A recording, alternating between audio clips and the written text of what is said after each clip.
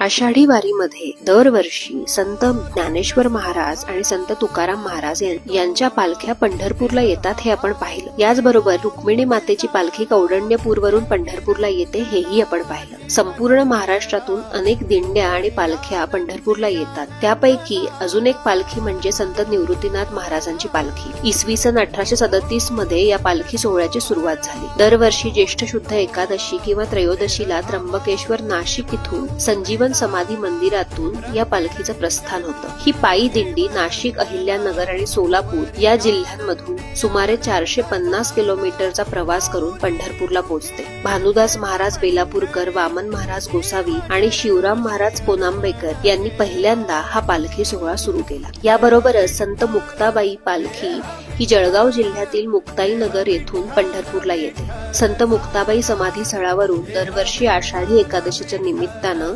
वारकरी पंढरपूरकडे प्रस्थान करतात. 1794 पासून ही पालखी सुरू आहे. हा सोहळा महाराष्ट्रात सर्वात लांबचा पायी प्रवास करतो. वारकरी सुमारे 550 ते 600 किलोमीटरचं अंतर पायी चालून पूर्ण करतात. ही पालखी जळगाव, बुलढाणा, जालना, बीड, धाराशिव आणि सोलापूर या 6 जिल्ह्यातून प्रवास करून पंढरपूरला पोहोचते. आणखी कोणत्या पालख्या महाराष्ट्रातून पंढरपूरला येतात हे आपण बघूया पुढच्या भागात. धन्यवाद.